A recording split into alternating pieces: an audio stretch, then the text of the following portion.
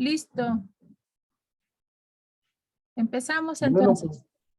sí, pues bienvenidos todas y todas a esta sesión del Observatorio Filosófico de México, este conversatorio. Este es un inicio de una serie de conversatorios que vamos a tener. Infortunadamente tuvimos ahorita algún problema técnico, pero ocurre en las mejores familias siempre esto. Y bueno, ahora vamos a empezar a dialogar en torno al tema: ¿por qué es importante la filosofía en la educación? Ese es el elemento básico. Ahora están con nosotros, están aquí. Empezaré por la maestra Lucia Gras, que es maestra en arte y literatura, es medalla Adolfo Sánchez Vázquez en formación filosófica de 2016 del bachillerato, fundadora con su hermana Estefanía y otro grupo de colegas del Observatorio Filosófico Morelos, muy activo, con muchos concursos, con muchas reflexiones. Hay una labor muy intensa y muy interesante de este grupo, y que sigue a la fundación del Observatorio Filosófico de México, y que también fundó la Juventud Utopía AC, entre otras cosas. Así que tenemos el gusto de tener a la maestra Lucía Gras, Lucía para los amigos, y por un lado. Por otro lado, tenemos también en esta conversación al doctor Guillermo Hurtado. Él es doctor en filosofía, fue director del Instituto de Investigaciones Filosóficas. Allí fue la sede, digamos, la casa de campaña de la gran campaña que hicimos en 2008 para reivindicar las materias filosóficas. Entonces es un gran estratega, aparte de filósofo, y pues tiene una serie de libros.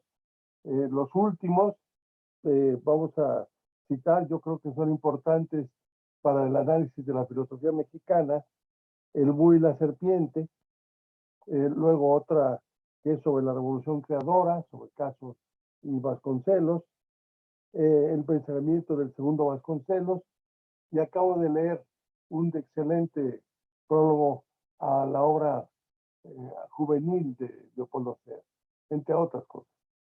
Bueno, es también cofundador del Observatorio Filosófico de México. Y finalmente tenemos al doctor José Alfredo Torres. También fue cofundador del Observatorio Filosófico de México, el director de esta editorial Torres, que ha sido tan importante en la presencia editorial de la lucha por la defensa de la filosofía.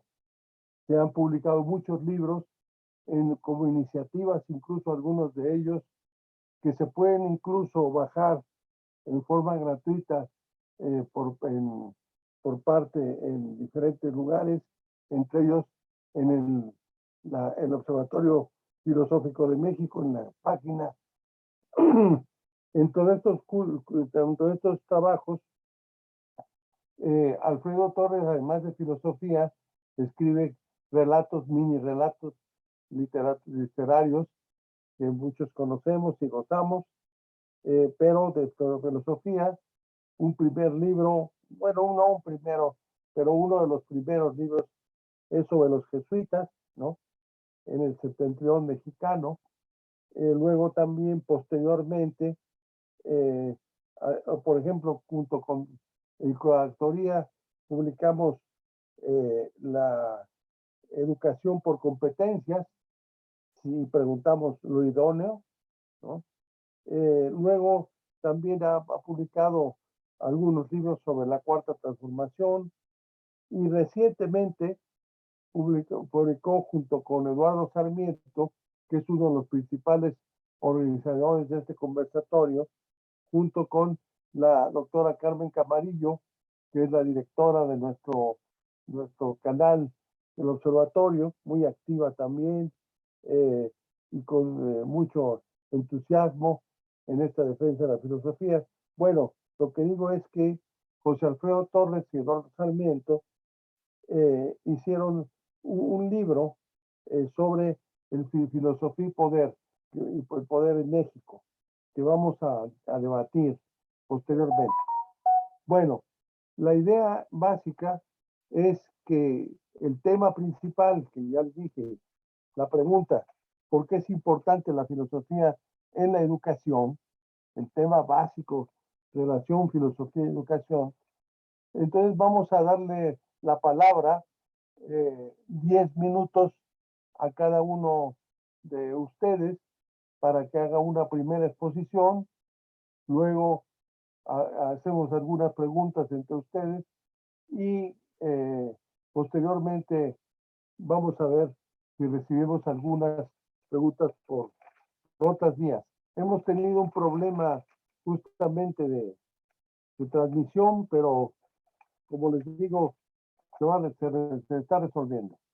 Bien, entonces, si ustedes lo consideran, empezamos por Lucía, ¿no? Que nos dé una exposición sobre lo que ella considera que son las relaciones filosofía y educación. Muchas gracias, Gabriel. Hola, José Alfredo, Guillermo. Qué gusto estar con ustedes en esta tarde. Bueno, el tema de por qué es importante la filosofía en la educación, a mí me gustaría abordarlo desde el tema de por qué hacer filosofía con niños. Y en primer lugar, en lo que estaba reflexionando para este conversatorio es que hace una mayor falta de tener niños que filosofen, niños que sean críticos, que piensen, ¿no? O sea, la infancia es una etapa muy bella en la que los niños van descubriendo el mundo, pero en ese descubrir también surgen las preguntas, ¿no? Y esa es la primera semilla para poder generar un pensamiento crítico, creativo, y en esos ejercicios que se pueden hacer en los preescolares o en los talleres de filosofía para niños es donde justamente es posible que puedan modelar ese paso del yo al nosotros, por ejemplo, o que puedan tener una idea más amplia de pueden ser incluso las injusticias sociales, o sea, qué es lo que pasa con el mundo fuera de mí, y no es de una manera aislada, sino que es justamente en un proceso de diálogo, ¿no? Que hacen con los otros niños, incluso el proceso de ofrecerles lectura, ¿no? Entonces, creo que en un país como México es una de las grandes carencias o ausencias en los planes educativos, ¿no? Esta forma de generar pensamiento crítico desde que son niños, ¿no? Em, Pareciera que, o sea, la gran crisis de la educación que hay en el país desde hace muchos sexenios no es algo que se presente solamente en este momento contemporáneo. Es justamente porque los planes y programas no han respetado, no han mirado a ver a la filosofía no solo como un saber, sino como una cuestión cultural, sino como una forma de acercar a los niños a estas estructuras de pensamiento, de desarrollo intelectual, de la capacidad de descubrir fuera de ellos. Y que es muy importante recalcar que el hecho de que se haya aprobado en el artículo 3º de la Constitución el derecho a una educación filosófica, y que no vemos que se esté aplicando, ¿no? En nuestro país, nos había dado a pensar en otros escenarios, en otros conversatorios que habíamos tenido, pues qué es lo que venía, o sea, qué es lo que se debía hacer como comunidad filosófica para aplicarlo, ¿no? Y ahora, en estos momentos nos sentamos ante esta nueva reforma que quiere hacer la cuarta transformación de la educación en México, en la que justamente elimina las materias filosóficas, ¿no? La educación media superior. Entonces, si eliminamos estas materias, las volvemos transversales, pues también queda esta completa ausencia de cómo implementar entonces la filosofía para niños en la educación básica. Entonces, esas son pues las primeras reflexiones que estaba haciendo en torno al tema. Y es la carencia en la educación básica de permitir que los niños puedan crear conceptos, que puedan dar a luz a sus propias ideas a través de la mayéutica, que se asomen a escribir, a dialogar, a debatir, ¿no? En la experiencia que yo he tenido, ¿no? Impartiendo talleres de filosofía para niños, primaria y secundaria, pues justamente era un abrirles a este mundo, a que pues las ideas que tienen son importantes, pero también a este ejercicio crítico de ponerlas en debate con otros, ¿no? Y muy importante el observar que se vale ser crítico y se vale ser creativo, pero también el pensamiento debe de llevar ciertas pues, encaminamiento, ¿no? Ético, hacia la verdad, porque solamente así puedes generar un pensamiento objetivo que genere argumentos fuertes y que le permita al niño desde reconocer su identidad, reconocer quién soy yo, quién es el otro y cuáles son las circunstancias en las que estoy y qué es lo que puedo hacer para transformar esas circunstancias, desde cosas muy sencillas hasta temáticas que les interesen, porque el asunto que a veces asusta es si queremos que todos sean filósofos y no, es decir, es mirar en cada niño como un cristal cuáles son sus más profundos intereses y cómo esos intereses pueden ir ligados a la filosofía y que le permitan generar en una futura profesión o interés hacia cualquier tema ese pensamiento crítico. Entonces, ese sería el planteamiento central reflexivo en torno a por qué es importante la filosofía y pues necesitamos no solamente niños, jóvenes, adultos, o sea, que sean conscientes, que sean críticos, que puedan generar un pensamiento propio, que sepan defenderlo, argumentarlo y sobre todo,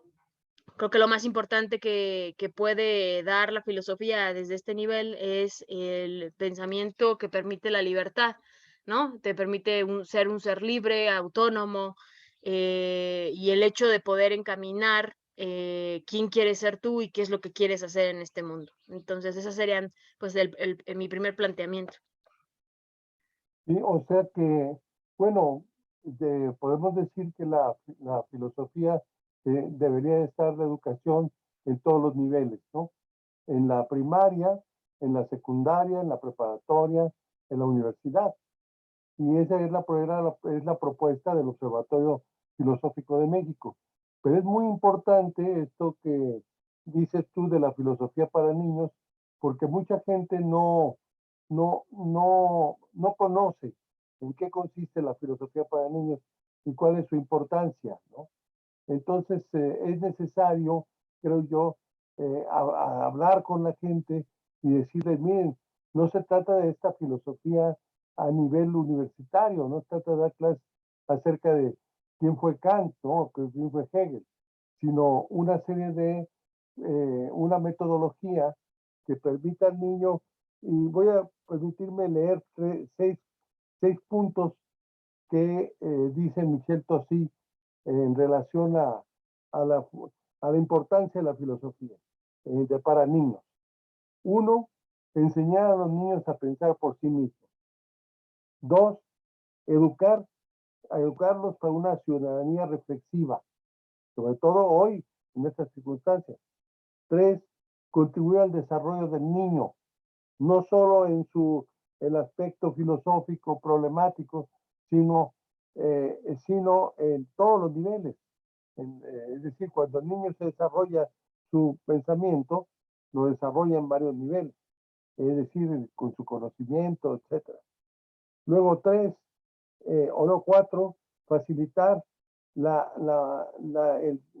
el uso del lenguaje, de la expresión oral y digamos, del derecho a que los otros expongan sus concepciones. Y cinco, conceptualizar enseñarlos a conceptualizar sus problemas, ¿no? Y finalmente, sexto, dice Tocci, despertar su reflexión sobre la relación que ellos tienen con el mundo, que lo has dicho, ¿no? Y con los demás y consigo mismo. En una situación tan difícil como la que estamos, realmente es urgente y necesario que los niños tengan una educación de este tipo, ¿no te parece?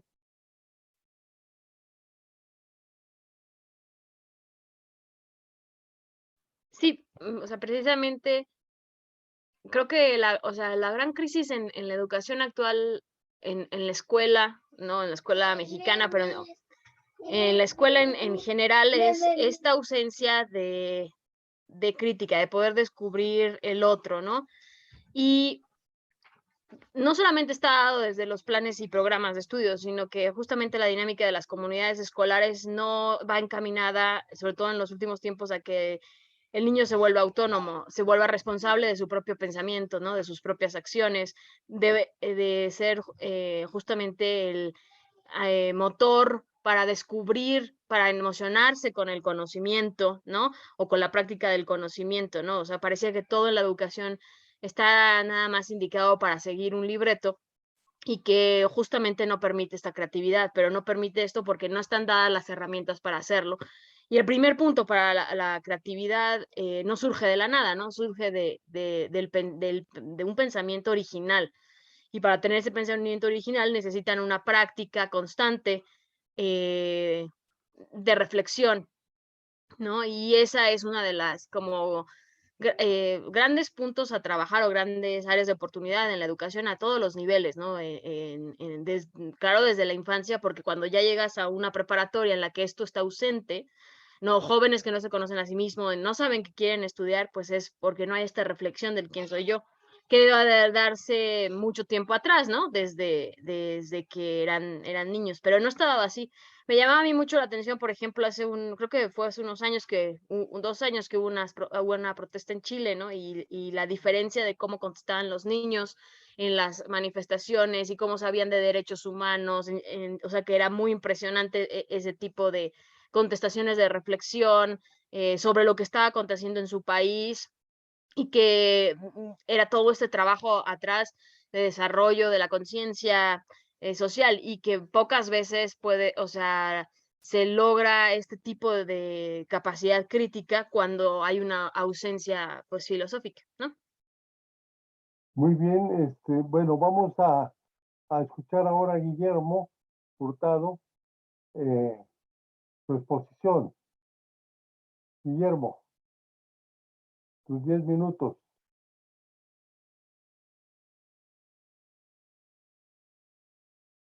O si no, estamos en todos los 10 minutos de José Alfredo.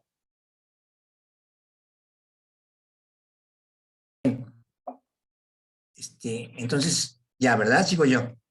Sí. Bueno, yo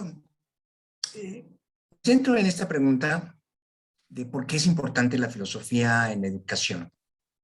Voy a presentar un problema que está basado en este libro de los fines de la educación de Alfred Whitehead, filósofo inglés de principios del siglo XX. Yo creo que antes de iniciar la reflexión necesitamos aclarar qué entendemos por filosofía en la educación.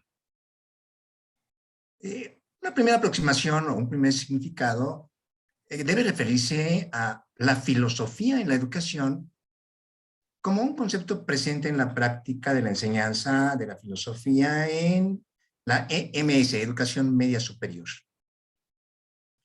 En ese hecho educativo, creo yo que la filosofía está enseñándose por las pautas de una educación que identifico como actividad fundamentada en ideas inertes, es decir, un conjunto de datos filosóficos aportados mediante la exposición de algún temario prefabricado en asignaturas como lógica, ética u otra. Este proceso se compone de una actividad de presentación magisterial, una actividad de verbalización, que puede contener detalles y puede contener profundización de tópicos ubicados en lecturas previas. Si es que se digan, pues creo que el alumno adolescente no acostumbra a leer y en tal caso lo presentado será el discurso e interpretación del profesor como orador único. Esta filosofía es una filosofía que debe de interpretarse y equipararse a una educación bancaria. Está desligada de la vida tanto del educando como del educador. Se identifica como educación bancaria, tradicional, verborreica o memorística. Presupone una condición suficiente. El alumno, después de cumplir esta condición suficiente verbalista y memorística, transformará su vida. Se volverá crítico, espiritual o éticamente solvente. Como sabemos, se hacen intentos didácticos para convertir en personalidad filosófica la personalidad del estudiante, pues por el solo hecho de su asistencia a las clases con el perfil mencionado. Conservará en su memoria datos y los usará para la discusión tal vez, pero su entorno queda usualmente intacto, impermeable a la filosofía que la tachan de aburrida y obligatoriamente estudiada. Finalmente, de manera muy sintética, el profesor se verá obligado también en la escuela donde trabaje a encuadrar sus clases dentro de un criterio institucional, un modelo pedagógico oficial, que se va a llamar conductista o por competencias o transversal interdisciplinario como ahora, tecnología educativa, robótica pedagógica, educación liberacionista, etc. Se le planteará al maestro adaptarse al modelo. Pero lo que ha quedado claro hasta el día de hoy es algo que todos conocemos, creo yo. Pese a un modelo pedagógico tras otro, la filosofía en la educación ha sido y seguirá siendo una filosofía en la educación bancaria, reforzada por un ejército de pedagogos y psicólogos al servicio del discurso prevaleciente o al servicio del modelo pedagógico en boda, que por las características de este ambiente en la enseñanza escolar hasta el día de hoy, trátese del modelo de que se trate, este se mantiene como impulsor de una educación bancaria. Esta es la primera acepción de filosofía en la educación. La segunda acepción que yo encuentro de filosofía en la educación como concepto, la considero más actual en función de la tendencia contemporánea llamada escuela nueva o la nueva escuela mexicana. Tiene referencia a un horizonte pedagógico instruccional que disolverá las asignaturas de ética o de lógica para desplazar conocimientos respectivos o sus conocimientos respectivos, de modo que se incorporen a otros organizados, dicen, interdisciplinariamente. Es como si tuvieras pasteles de sabores diferentes. Estos pasteles de sabores diferentes son las disciplinas. Me imagino, cortas rebanadas en cada uno, luego combinas las rebanadas para tener un pastel multisabores. El maestro se encargará de recombinar de acuerdo a su capacidad de elaborar la repostería. En otras palabras, las asignaturas tal como las conocemos se fragmentarán y se concentrarán los fragmentos en, entre comillas, campos transversales interdisciplinares, donde el profesor deberá construir reflexiones que incluyan esos fragmentos en disertaciones contextualizadas, es decir, referidas a los problemas que viven los educandos en su marco vital cotidiano. La pregunta inmediata da lugar a una dificultad muy seria. ¿Se eliminan las asignaturas de filosofía en esta acepción de filosofía en la educación? Puesto que lo asumido como temáticas filosóficas ahora serán convertidas en presupuestos fragmentados que instrumentarán la transversalidad. La respuesta para mí es afirmativa. Sí desaparecerán las asignaturas de filosofía, se perderán con el modelo transversal si es que conserva algo de filosofía en la enseñanza del nivel medio superior, pero se perderá la profundización si alguna vez la hubo. Se perderá el enfoque específico de la filosofía como un saber heredado milenariamente y la historia de sus alcances críticos. Se perderá la oportunidad del profesor para mostrar la filosofía como saber independiente, que puede interrelacionarse con otras áreas del conocimiento humano, pero sin diluirse. Finalmente, en este segundo significado transversal de filosofía en la educación, El profesor de filosofía se quedará sin una filosofía auténtica, pero deberá atender el currículum transversal y seguirá teniendo la primera y la última palabra en relación a las actividades que deberá desarrollar el alumno mediante una didáctica como director de orquesta que dirige a los músicos. Por ejemplo, ¿qué más puede hacer con grupos de 30 o 40 alumnos? Y suponiendo conservadoramente que atienda 4 grupos en total. Por último, un tercer significado del concepto de filosofía en la educación, considerado como alternativa, teniendo detrás los dos conceptos anteriores, que para mí son difícilmente aceptables, quizás podría ayudar a superar el obstáculo memorístico y enciclopédico de la enseñanza. La educación bancaria en ambos casos, el de la escuela tradicional y el de la escuela transversal interdisciplinaria, suponen que la sola mención de las ideas expuestas en el aula, ya sea una mención entendida como una lista programática de temas, o ya sea una combinación de saberes transversalmente colocados en el currículum, dará el mismo resultado. Se supone que el resultado será una transformación en la vida del estudiante. Se asumen ambos conceptos mencionados de filosofía en la educación una relación hipotética de causa-efecto. La causa es la reflexión en el intelecto o una reflexión intelectual que va a dar lugar a la transformación concreta, individual y social de quien haya hecho la reflexión. Pero esto no sucede en términos generales. Por ejemplo, el estudiante medita sobre el valor de la lectura defendido en el discurso del maestro, pero no lee. Reflexiona sobre el valor de la acción política, pero es apolítico. O el maestro disertará sobre la inconveniencia de la violencia de género, pero el estudiante no la erradica de su vida. Serán, siguiendo a Whitehead, ideas inertes, debido a que se dan como una instrucción, como una línea a seguir en el pensamiento, incluso por obligación, pero no impactan usualmente la vitalidad del educando. Todo es áulico, es decir, no sale del aula. Whitehead afirmaba que la vida después de Descartes se convirtió en cosa inanimada y en extensión diseccionable. Lo más sentido de la vida se traspasa a la escuela, como el amor, la sexualidad o la autoestima, para diseccionarlo en reflexiones interminables y abstractas. Pero se deja de lado la vitalidad misma. Para Whitehead, cito, la vitalidad puede ser mordaz, ironía, teatro, espontaneidad, sorpresa, y el asombro de vivir se encuentra muy lejos del ideal, se cierran comillas. Podría afirmarse que muy lejos de las ideas y reflexiones que diseccionan a la vitalidad en las aulas, está la sabiduría que es necesaria para convertir en vida esas reflexiones abstractas.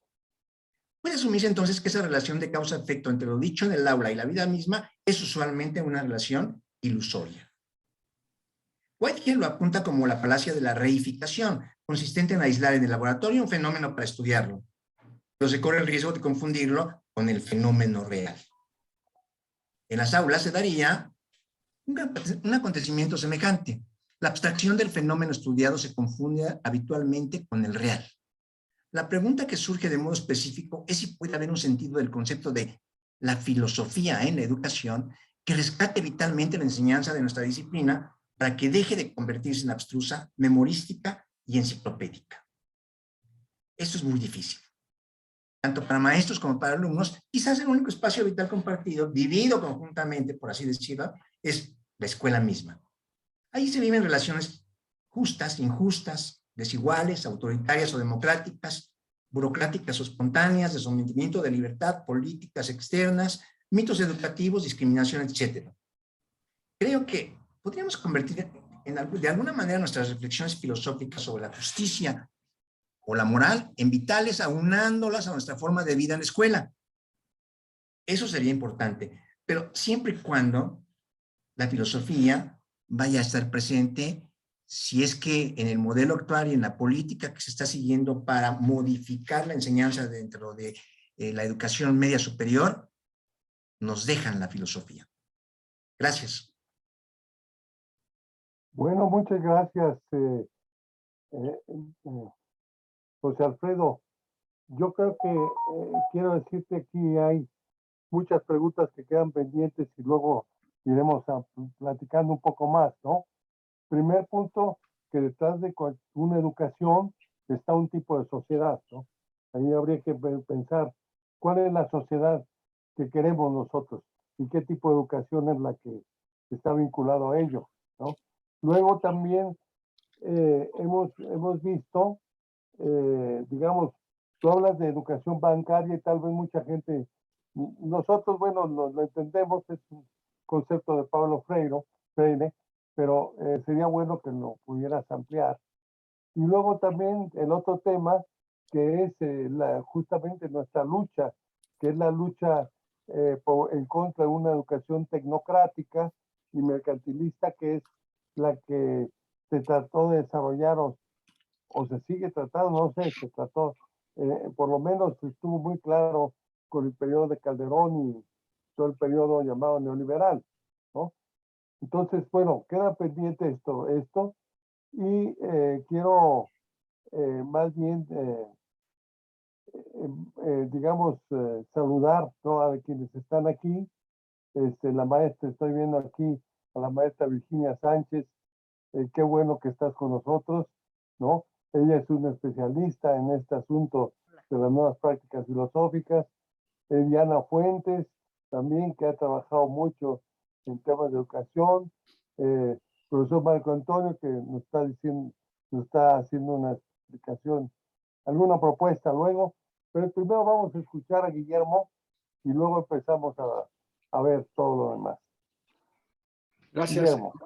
Gracias, Gabriel. Disculpen, no sé qué pasó. Estaba conectado con el teléfono y ya luego como que me perdí. Yo ahorita ya me conecté por la computadora, pero sí pude escuchar lo que han dicho antes tanto Lucía Gras como José Alfredo Torres, con los que estoy completamente de acuerdo. Voy a tomar un poquito el tema a partir de lo que cuenta José Alfredo y de la pregunta de Gabriel de qué es eso de la educación bancaria, ¿no? O sea, este es un concepto que procede de la pedagogía de Paulo Freire, ¿no? Y con educación bancaria, Freire se refería a aquella educación que pues lo que buscaba era, por así decirlo, capacitar a los niños, a los jóvenes, para que pudieran cumplir con una tarea específica, ¿no? Dentro de un sistema de producción capitalista. El modelo de las competencias pues bueno, se instaló en México desde finales del siglo XX, ¿no? Y sigue vigente hoy en día, ¿no?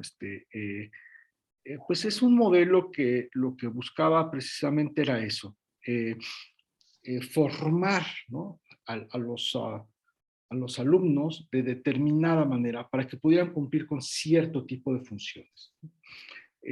Háganse de cuenta que se trataba como de diseñar tornillos, ¿no?, que entraran perfectamente bien en una tuerca, ¿no?, que embonaran muy bien, ¿no? Había una noción de ajuste que se buscaba entre la escuela y el resto de la sociedad, pero sobre todo el mundo del trabajo, ¿no? El mundo del mercado de trabajo internacional, como siempre se señalaba, ¿no?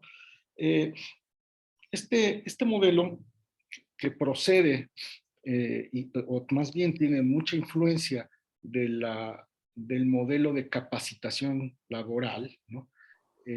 Pues se instala en México y en la mayor parte del mundo a finales del siglo XX. Hay un consenso casi mundial respecto a la importancia de impulsar este proyecto educativo, que por supuesto es un proyecto político, a fin de cuentas, ¿no? O sea, Freire mismo dijo que toda pedagogía es una política, a fin de cuentas, ¿no? O sea, no podemos tener una visión ingenua, ¿no?, de que puede haber un modelo pedagógico que no tenga antecedentes o consecuencias políticas, ¿no? Sobre todo si se trata de un modelo que está operado por el Estado, ¿no?, por un Estado-nación. En 2008, como era inevitable, ¿no?, porque lo hemos visto en otros países en donde se aplica, se implementa esta política educativa neoliberal, ¿no? O de las competencias, o bancaria, o como la quieran llamar. La filosofía se elimina de la educación pública mexicana, ¿no? ¿De qué manera se elimina? Bueno, lo que se hace es en aquella época, en el 2008, en la reforma del modelo de educación media superior, fue sacarla de la formación disciplinaria. En aquel entonces, pues quedaban otras disciplinas, pero eran las disciplinas que se consideraban más importantes, ¿no? ¿Para qué? Para que se obtuvieran ciertos resultados. ¿Qué resultados? Pues los resultados que se medían principalmente en las pruebas estandarizadas internacionales como la prueba PISA, ¿no? O sea, digamos que la lógica era algo como lo siguiente, ¿no? O sea, el Estado es el responsable de la educación nacional, ¿no? La medición, la evaluación de los resultados de la tarea del Estado son estas pruebas internacionales estandarizadas. Luego, lo que tiene que hacer el Estado es modificar el sistema escolar para que los resultados en esas pruebas sean los más altos, ¿no? O sea, era una cosa muy mecánica, si se pone a pensar, muy simple, ¿no? Muy, muy simple. Entonces pensaron que en aquel entonces que pues las asignaturas de filosofía pues no eran necesarias en realidad para obtener los resultados deseados, y las quitaron, ¿no? No quitaron la filosofía, dijeron. Lo que hicieron fue trasladarla de un espacio disciplinario a lo que llamaban la franja se me fue la palabra ahorita, así José Alfredo. ¿Transdisciplinaria o ¿Eh? transdisciplinaria? No. Genéricas o... Bueno. No tengo una punta de lengua, no sé cómo se... Ahorita que te acuerdes. Sí, bueno. Entonces la transfieren a estas competencias que están a todo lo largo de la... Extendidas. ¿Eh? Extendidas. Sí, bueno, no tampoco. Genéricas, competencias genéricas. Bueno. Se pone ahí, ¿no? La filosofía. Entonces supone que la filosofía pues se iba a ver en todas, transversales, hombre, sí.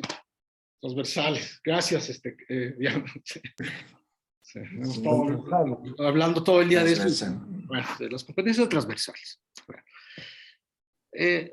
El observatorio luchó en aquel momento para que la filosofía saliera del campo de la transversalidad para estar en el campo de las disciplinas. Se logró, ¿no? Eso significó un ajuste, por supuesto, en el modelo educativo que se estaba proponiendo en aquel entonces, pero no un ajuste radical, ¿ven? Porque lo único que hicieron fue, o sea, hacer un huequito para volver a meter las disciplinas. Con la reforma que estamos viendo hoy en día, estamos ante un escenario completamente diferente. Completamente diferente, ¿no? ¿Por qué? Porque cuando uno lee los objetivos, las justificaciones, los ideales de la reforma de llamémosle la nueva escuela mexicana, como se ha denominado, por lo menos por lo que toca a la reforma educativa a nivel primaria, pero digamos que estamos hablando de la nueva escuela mexicana no solo en la primaria y la secundaria, sino también en la educación media superior.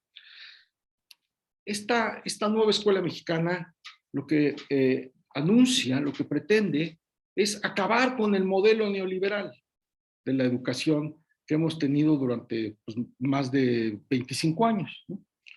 Y aquí es muy interesante porque nosotros en el Observatorio Filosófico de México, cuando luchamos por la presencia de la filosofía en las aulas de la educación media superior pública en México, nos enfrentamos a ese modelo neoliberal, porque ese modelo neoliberal es el que pensaba que la filosofía estorbaba, no servía para nada, era una distracción, ¿no? Pero resulta que ahora, en 2022, nos encontramos con que el gobierno, la Secretaría de Educación Pública, quiere hacer una transformación radical, profunda del modelo educativo y quiere superar el modelo neoliberal de educación. Y entonces nosotros hubiéramos pensado, bravo, perfecto, eso es lo que nosotros también queríamos que pasara. Nosotros estábamos luchando para que el modelo neoliberal de educación se quitara, para que de ese modo una disciplina como la filosofía tuviera el sitio que se merece en la formación escolar, ¿no? Ya no se viera como un estorbo, como algo ocioso. Y para nuestra sorpresa, nos encontramos con que en los documentos que se nos han facilitado, que todavía no son los documentos definitivos, hay que aclararlo, la filosofía no aparece como enseñanza disciplinaria, ¿no? Queda en la transversalidad. Ahora, no es lo mismo, creo, la transversalidad en el modelo de competencias de 2009 que la transversalidad en el modelo actual, ¿no? De la nueva escuela mexicana. No son lo mismo, hay muchas diferencias, no habría aquí tiempo para poder señalar todas las diferencias que hay entre los dos conceptos de transversalidad. Sin embargo, a fin de cuentas, venimos a llegar al mismo resultado. No hay una disciplina, no hay una asignatura de filosofía o de lógica o de ética como nosotros siempre luchamos. ¿Por qué? Porque en realidad lo que encontramos aquí, y esto ya lo señalaba José Alfredo en su participación hace un rato, es una epistemología que sostiene que la división dentro de la escuela en asignaturas, disciplinas, es equivocada. El mundo no está dividido en disciplinas, ¿no? Cuando usted sale a la calle, no toma una calle que diga matemáticas, otra calle que diga español, otra calle que diga ciencias naturales. No, está todo mezclado, ¿no? El universo no está cortado como lo hacen las disciplinas. Entonces, de acuerdo con esta epistemología pedagógica, cuando la escuela separa, ¿no?, la enseñanza, los aprendizajes en disciplinas, está cometiendo una violencia, ¿no?, un acto de violencia epistémico, ¿no?, que tiene que ver también, se sostiene, con una violencia política. ¿Por qué? Porque está predisponiendo al estudiante a dividir el mundo, ¿no?, y aceptar esa división del mundo de una manera que convenga a los intereses del poder y de la autoridad. Para formar estudiantes libres, creativos, ¿no?, es indispensable romper con las estructuras de la disciplina, acabar con la disciplina, con ese modelo disciplinario, ¿no? Fíjense aquí, claro, el juego en la palabra de disciplina académica con disciplina física, o con disciplina ¿no?, personal, con coerción, con autoridad, ¿no? Y esto, pues bueno, es una idea que está en el nuevo modelo, ¿no? No es nueva y no es la primera vez que se pone en práctica en México. Cuando se fundó la Universidad Autónoma de la Ciudad de México y cuando se fundaron también las prepas del IEMS, del Instituto de Educación Media Superior, apareció frecuentemente esta idea, ¿no?, que, bueno, o sea, no imperó del todo, pero hubo en el proceso de creación de estas instituciones quienes defendieron que no hubiera, por ejemplo, divisiones no solo entre asignaturas, sino entre carreras, ¿no? O sea, que los estudiantes, por ejemplo, de la universidad salieran con un título que no dijera de qué fuera, o sea, que no fuera de medicina o de derecho o de ingeniería. Lo que se buscaba, por ejemplo, es que el alumno pudiera hacer un menú personal, totalmente libre, en donde podía tomar, digamos, una asignatura de medicina, una de ingeniería, una de derecho, en fin, etcétera, ¿no? Es una epistemología que está presente en estos grupos, en algunos grupos que han tenido que ver con el proceso de reforma educativa en el país. ¿Qué pensamos nosotros? A ver, primero, nosotros no estamos, creo, no estamos en contra del intento del régimen actual de dejar atrás la educación neoliberal. Al contrario, nosotros llevamos, el Observatorio Filosófico de México lleva más de una década luchando frontalmente en contra de la educación neoliberal.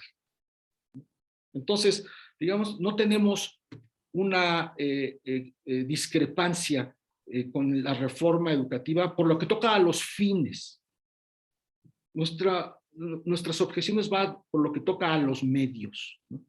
A los medios didácticos, pedagógicos. Nosotros pensamos que para que la nueva escuela mexicana cumpla con esos fines, que son los fines que nosotros también deseamos, es indispensable que la filosofía tenga un espacio disciplinario. Porque si no tiene un espacio disciplinario, entonces no va a poder cumplir con la misión que se espera de ella en la educación media superior. Nosotros no estamos de acuerdo en que una formación puramente transversal de la filosofía sea realmente lo que requieren los jóvenes mexicanos para que salgan con la mejor preparación acabando su escuela, su bachillerato, ¿no? Eso es lo que estamos luchando, ¿no? No estamos yendo en contra de los objetivos básicos del nuevo modelo. Lo que queremos es que la solución didáctica que se está ofreciendo, ¿no? Esa pensamos no es la correcta, ¿no? Y es muy importante aquí que distingamos los objetivos finales de la educación, ¿no? Que es, yo creo, hay una coincidencia muy grande entre construir un tipo de sujeto que sea libre, que sea crítico, que sea un sujeto emancipado, que sea un sujeto que responda a los intereses de la colectividad y no solo a sus intereses egoístas, etcétera, etcétera, etcétera, ¿no? O sea, yo creo que si hacemos una lista de los objetivos va a haber una enorme coincidencia, ¿no? Eso no está casado con esta visión pedagógica, ¿no? Que disuelve las disciplinas, ¿no? De esa manera. Entonces, no solo es una lucha por la filosofía, en este caso, también es una lucha por la importancia de la enseñanza disciplinaria, ¿no? No solo de filosofía, sino de otras disciplinas, de matemáticas, de ciencias naturales, en fin, etcétera, ¿no? Y atacar o no estar de acuerdo con con esa mecánica de enseñanza, ¿no? Que borra la enseñanza disciplinaria, no es estar en contra de los objetivos fundamentales de la nueva escuela mexicana, ¿no? Al contrario, nosotros pensamos que la única manera en la que la nueva escuela mexicana va a poder tener éxito, va a poder transformar realmente a los sujetos y al país, por lo tanto, es si modifica esa insistencia que tiene en disolver las disciplinas y en enseñar todo de una manera primordialmente transversal o, como le llaman también, una enseñanza basada en problemas. Muy interesante, Guillermo. Yo quisiera, bueno, en primer lugar, disculpamos a la compañera Lucía Gras porque tuvo que retirarse porque tenía clases y tenía que irse. Empezamos tarde, entonces no puede estar aquí, pero le hemos pedido a la doctora Carmen Camarillo que se una a la conversación también aquí, ¿no? Entonces, yo creo que la doctora, justamente en esta idea de filosofía para niños, filosofía en la educación básica, es importante. Pero antes quisiera yo insistir o precisar un poquito esto que has planteado, que me parece muy importante y yo creo que es interesante. La diferencia entre los fines, ¿no? Y los medios, ¿no? Entonces, Y quiero tomarlo muy rápidamente, ¿no? Respecto del pasado. Cuando ganó Benito Juárez, ¿no? Lo primero que hizo fue, gracias a Gabino Barrera, fundar la educación, la Escuela Nacional Preparatoria y hacer la ley de instrucción del Estado pública desde el positivismo de Augusto Comte. Ahí había una gran ventaja. La ventaja era que ya no iba a darse una educación confesional, que el Estado iba a tomar la educación a su cargo. Y la tercera ventaja era que se trataba de construir una nueva etapa de la sociedad, ya no la etapa sociedad colonial, sino la etapa, una etapa liberal. Y por lo tanto, Barrera dice, pues la concepción es el positivismo. Pero el positivismo tuvo dos problemas. Uno, se centraron como si fuera la verdad eterna en Augusto Comte, que era un fisicalista, ¿no? Y no entendía tanto la estructura social en otros sentidos, un fisicalista, y además antidemocrático, ¿no? Cosa que contradecía el espíritu que se pretendía desarrollar. Y también en el positivismo, digamos, se extremó lo científico-técnico y no se dio el lugar adecuado a otros aspectos, a la ética, a la estética, a la filosofía, a la historia, etcétera. Y justamente fue la lucha del Ateneo de la Juventud. ¿Pero qué? Estaba ahí detrás la idea, que era correcta, creo yo, de hacer una nueva etapa de la sociedad más moderna, una modernización, pero con estos problemas. Primera etapa. Segunda, vamos a decirlo, es la que hemos vivido. Hacer una sociedad tecnocrática y mercantilista. Y la educación, entonces, la mentalidad debe ser así, mentalidad tecnocrática y mercantilista. Y para ello, entonces, utilizaron todo este asunto del método de competencia, ¿no? Y entonces, es decir, hacer una sociedad dependiente, mentalidad, entre comillas, globalizada, que realmente es, como diría Frei Beto, globo colonizada, no tanto globalizada, es un término muy ideológico y muy ambiguo. Pero un segundo punto. Pero bueno, pero ahora entonces tenemos un tercer momento.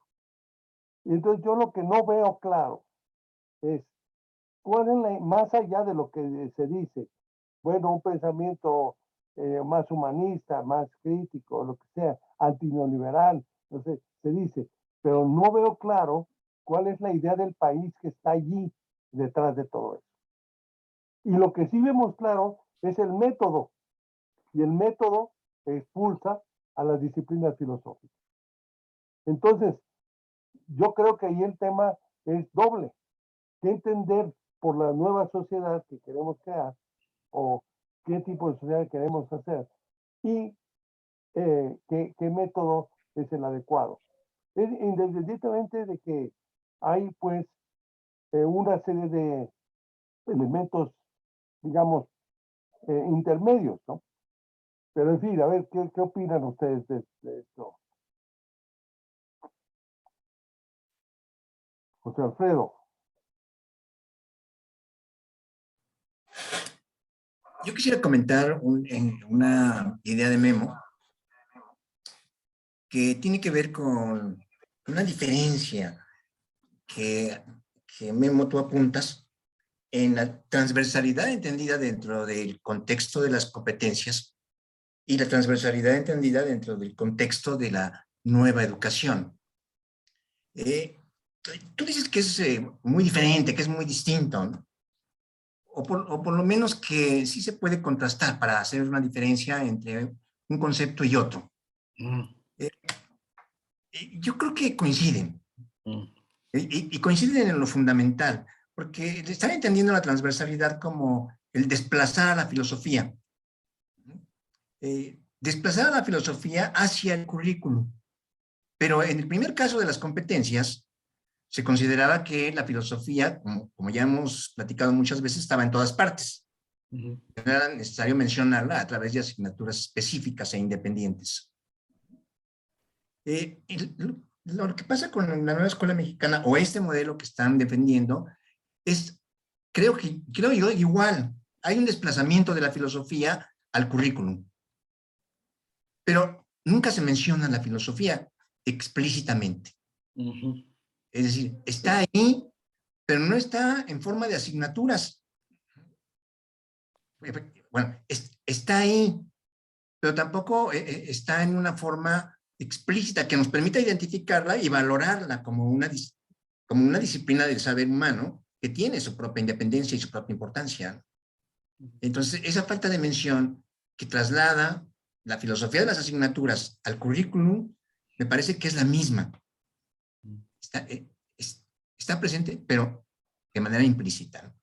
Bueno, no sé si tú lo veas como una... ¿Puedo hacer un breve comentario a lo que dice José Alfredo, Gabriel? Sí, Rápido. claro, Es que sí. hay un dato importantísimo en los documentos que nos han pasado sobre el bachillerato. Y es que no se habla de filosofía en ningún momento. Se habla de humanidades. Claro.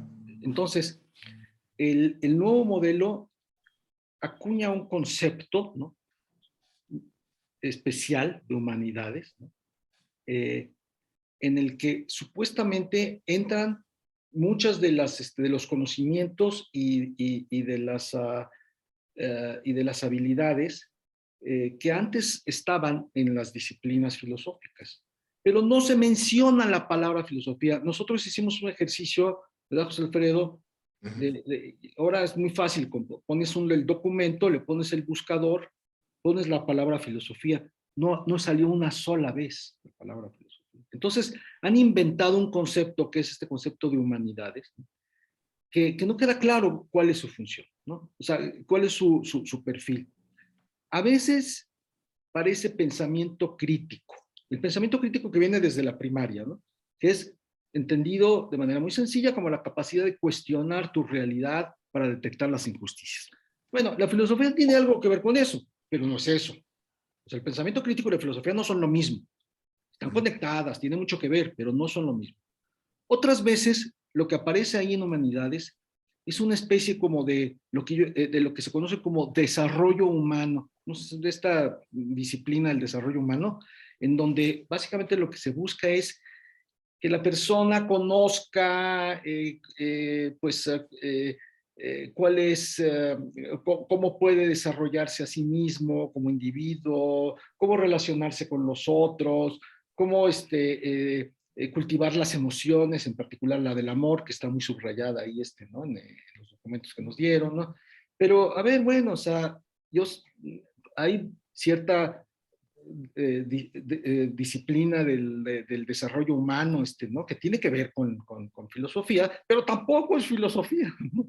Entonces, cuando uno empieza a buscar la filosofía, ¿no?, imagínense que fuera un cajón, ¿no?, y así de los calcetines, si estás buscando el calcetín negro, lo sacas, y no encuentras nada, ¿no? Entonces, ese es el problema, ¿no? O sea, que no hay, no está bien delimitado cuáles son los conceptos, las habilidades y los conocimientos mínimos filosóficos que deberían aparecer aquí, porque no aparece la filosofía es básicamente algo que está subsumido, oculto en ese rubro, ese concepto que llaman humanidades. Bueno, aquí hay una pregunta que está pendiente, que es hablar un poco más si la filosofía pertenece a esta gran corriente de las humanidades o cómo está relacionado. Pero bueno, Carmen ha pedido la palabra. Después de Carmen, pues si quieren Virginia y Diana intervenir, pues con todo gusto. Bien, Carmen. Sí, bueno, pues me gustaría retomar justamente con las palabras finales del doctor Hurtado, porque si bien es cierto, debemos tomar en consideración esta pregunta que muy atinadamente hace el maestro Vargas acerca de qué tipo de sociedad queremos construir, y esa sería como la base rectora para delimitar cuál sería o vislumbrar cuál sería el proyecto de educación que queremos trabajar. Quisiera retomar algunas de las ideas que ya había expresado la maestra Lucía con respecto a esta propuesta de filosofía para niños. Muy bien decía el doctor Hurtado que el pensamiento crítico que por ahí se anuncia es un pensamiento crítico bastante limitado, porque de lo que se trata sería desarrollar el pensamiento complejo, ¿no? Que implicaría no solamente el pensamiento crítico como ellos lo están entendiendo, sino también un pensamiento creativo y un pensamiento cuidadoso. Pero si vamos por partes, por ejemplo, el pensamiento crítico no solo debe ser entendido, como bien lo señala el doctor Hurtado, como un pensamiento que cuestiona la realidad, ¿no? Que cuestiona la pobreza o la situación de colonialismo que padecimos, la injusticia o qué sé yo, ¿no? Sino es un pensamiento también que nos permite elaborar juicios, ¿no? Siguiendo normas, siguiendo criterios, y esto nos permite autorregularnos y regular el pensamiento de los demás. Esta regulación y esta corregulación es la que permite que se vaya construyendo una comunidad, ¿no?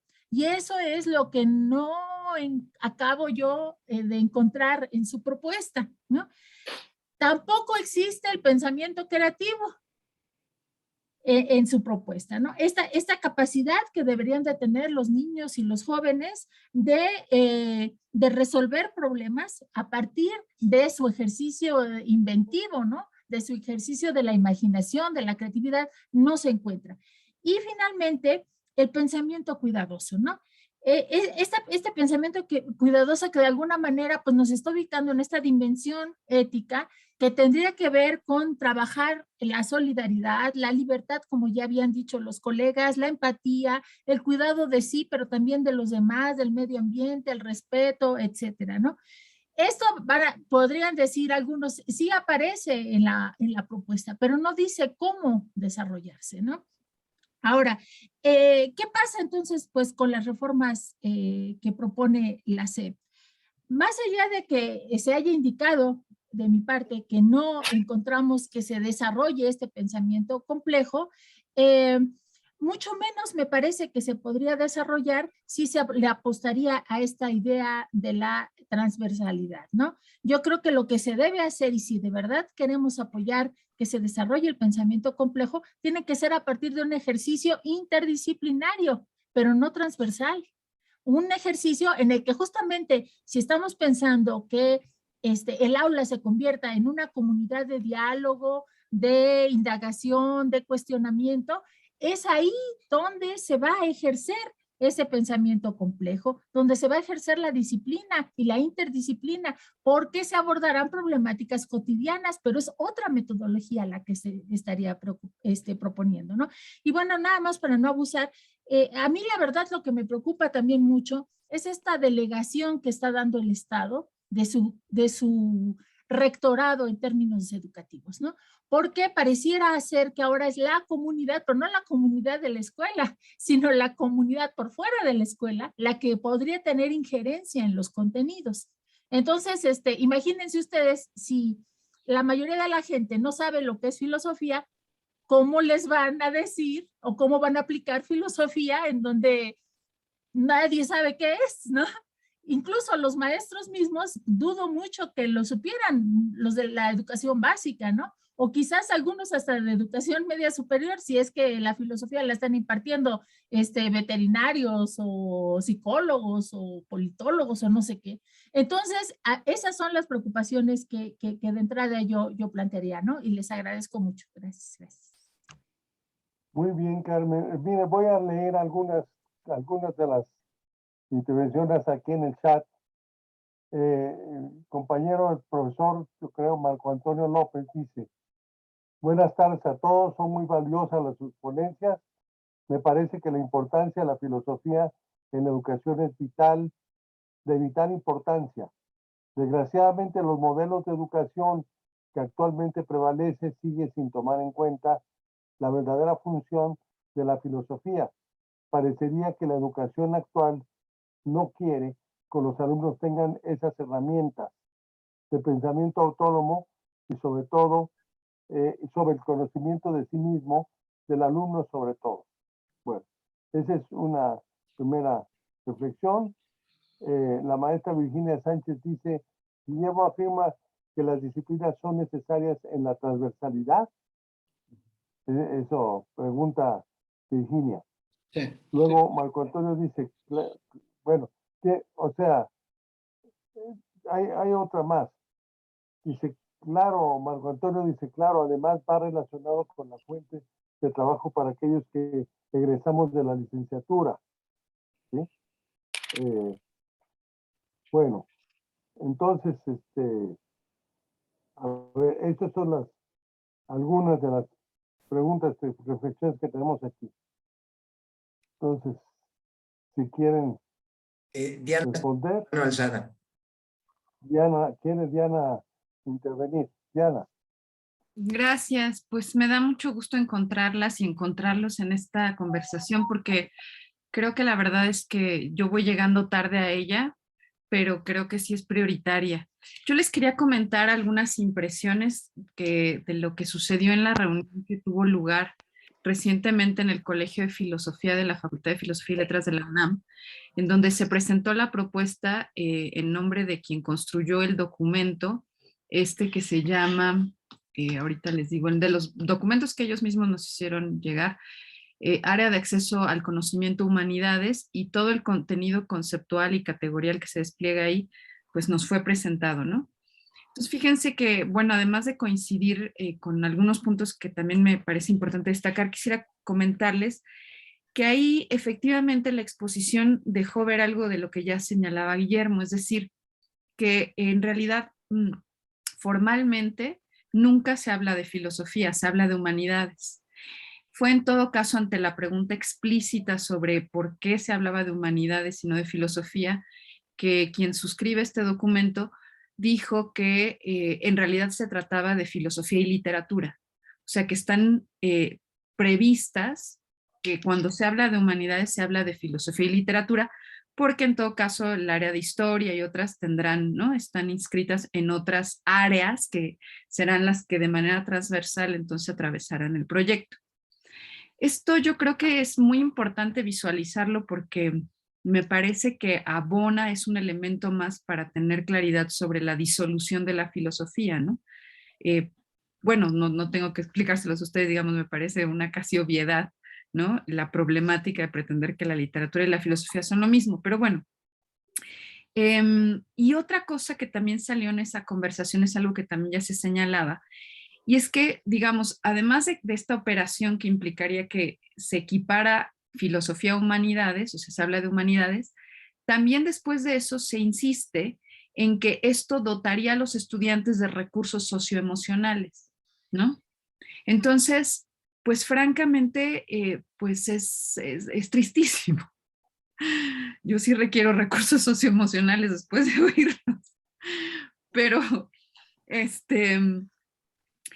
pero yo creo que a mí me parece que, es decir, que en términos efectivamente epistemológicos, habría que sí encontrar argumentos que nos permitan un poco mostrar que desafortunadamente puede haber buenas intenciones, pero pues todos sabemos que de buenas intenciones se hace el camino al infierno. Entonces, y que el diablo está en los detalles, ¿no? Así si hacemos todas esas alusiones. Entonces, yo creo que aquí hay un punto.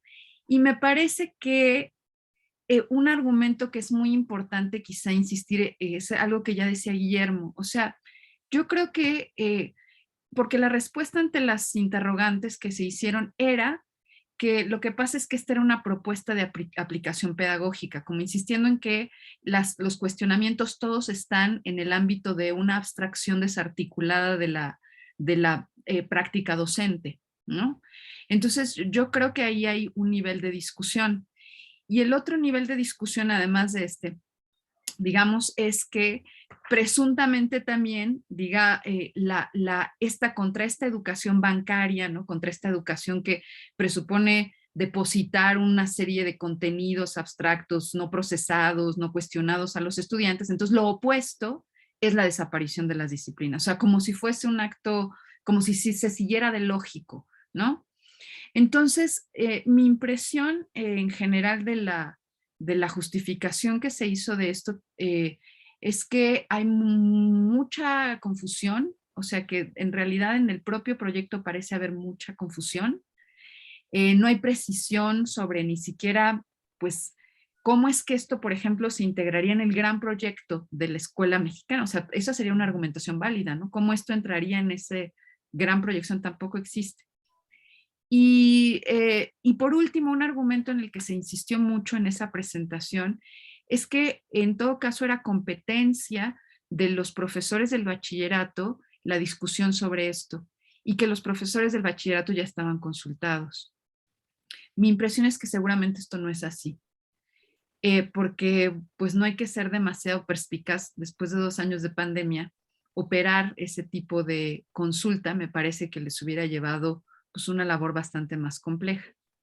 Y yo creo que también habría, con esta buena lead que leo en la presentación de Guillermo, pues tratar de argumentar en pos de que de que es necesaria una reforma a la educación, que es necesario contravenir lo que ha hecho la educación, lo que hizo el neoliberalismo en la educación, pero que es de tal envergadura el problema, pues que amerita que se tome con más seriedad, ¿no?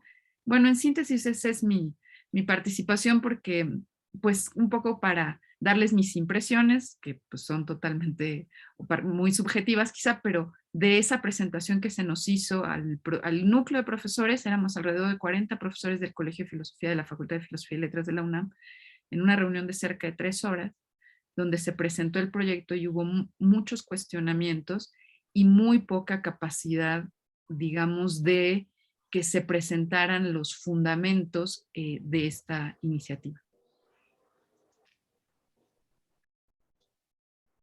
Bueno, sí, efectivamente, Diana, muy bien. Y resulta que vamos a tener una nueva reunión, ¿no? El próximo lunes a las 12:30 de la hora por parte del observatorio. Y vamos a verlas a partir de los documentos últimos que nos han llegado. Documentos que tienen ellos que son de trabajo. No,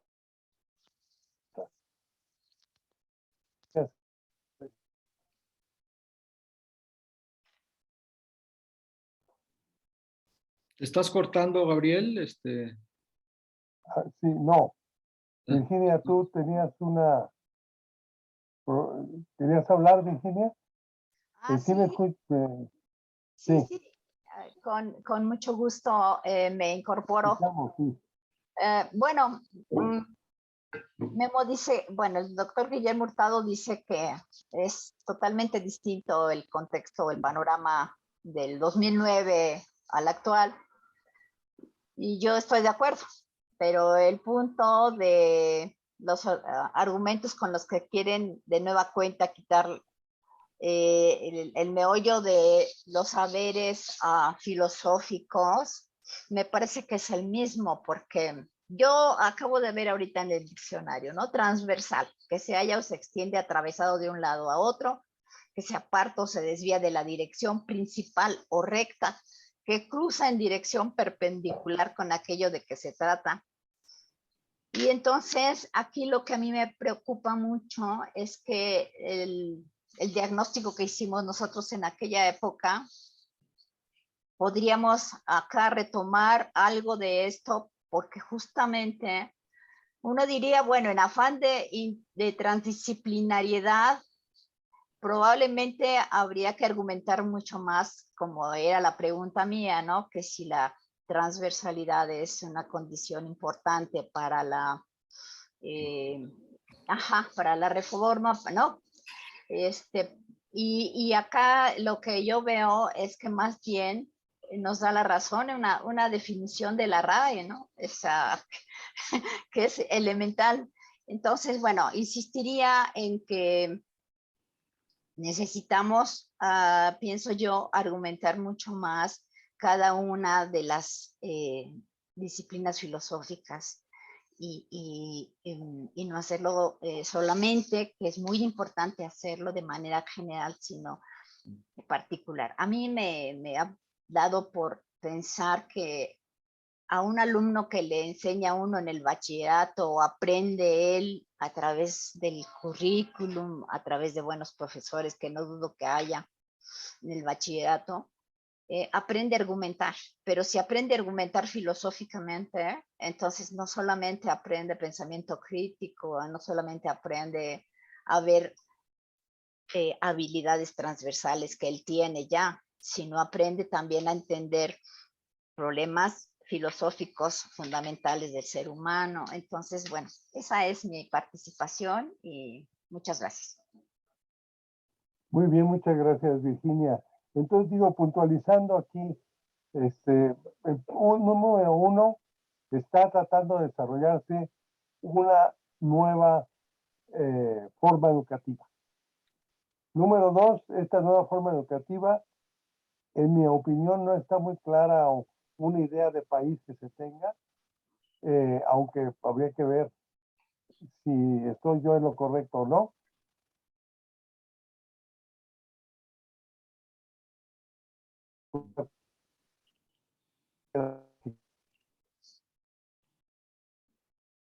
Se ha congelado. Gabriel está... Ellos no. Y entonces la pregunta es, bueno, ¿la filosofía se puede englobar en humanidades?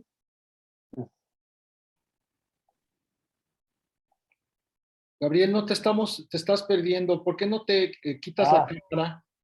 Quita tu cámara para que a veces así ayuda mejor, sí. Sí. Entonces. Bueno, sí, la idea entonces es, si había yo hablado de varios puntos, ¿no? Que para tratar de ir puntualizando ya, para ir terminando esta conversación. Yo decía que primero, que habría que tener que en claro qué idea de sociedad se quiere realmente. En segundo lugar, que esta distinción que se hace entre fines y medios, en relación, el problema de los medios está basado en la transversalidad que tiene un conjunto de problemas, ¿no? El tercer punto es que la filosofía, la filosofía como disciplina, digamos, se absorbe, ¿no? Según entiendo, en la transversalidad. Y cuarto, el tema es que si la filosofía se absorbe en un concepto llamado humanidad. Entonces, un poco las preguntas son esas, ¿no? ¿Qué opinan ustedes al respecto? Y vamos tratando ya pues de concluir, ¿no? Pues aunque esto vamos a continuar reflexionando y analizándolo, porque yo diría que esto pertenece a todo el país, pertenece a toda la educación, no es una cosa de unos cuantos, ¿no? Es una cosa de un enorme efecto, ¿sí? Entonces, no se puede estar jugando con la educación ya. Bien, entonces, si da final. No te escuchamos. Si quieren dar una opinión final, los escuchamos. Una opinión final. Bueno, si me permites yo dar bueno, perdón, o sea, hay muchísimo trabajo que hacer, ¿no? Tenemos muchísimo trabajo que hacer. Tenemos que comprender muy bien el nuevo modelo y el aparato teórico conceptual que está detrás del nuevo modelo, ¿no? Para que podamos realmente hacer un diagnóstico preciso, ¿no? Esta es una tarea colectiva, espero que todo el Observatorio Filosófico de México está en eso ya, estamos, la reunión de hoy precisamente lo que busca es comenzar ese diálogo colectivo en el que entre todos podamos hacer un análisis y una crítica del modelo, de sus conceptos, de sus conceptos operativos, en fin, etcétera, ¿no? Creo que esa es la tarea de inmediato, ¿no? Y bueno, yo creo que sí, defender las disciplinas filosóficas que decía Virginia, ¿no? O sea, no solo filosofía, sino, por ejemplo, la importancia de la enseñanza de la ética como una asignatura, ¿no? O sea, una asignatura que está en el bachillerato, o sea, con ese nombre y apellido, ética, ¿no? Y por qué creemos que eso es indispensable, ¿no? Hoy y siempre, ¿no? O sea, para el bien de los estudiantes y para el bien del país. Eso sería mi contribución. Muy bien. Diana, ¿quieres decir algunas palabras finales? No, pues decir que yo creo que estamos en un momento bien importante y que podemos crear un consenso muy amplio en torno a esto. Yo creo que la gente está en favor de la presencia de la filosofía, que hay un sector de la sociedad que diría que la filosofía se quede. Entonces yo creo que hay que apostar también a eso, a construir esos documentos y que yo creo que habría una gran acogida de apoyo a esto. Virginia. Sí, sí coincido totalmente en términos de que hace falta mucho trabajo y sí sería de mucho convocar a quienes estemos en el lado de argumentar más por la lógica, la argumentación, por la ética, por la estética, que pudiéramos hacer un trabajo importante, ¿no? Cada quien con su posibilidad, digamos.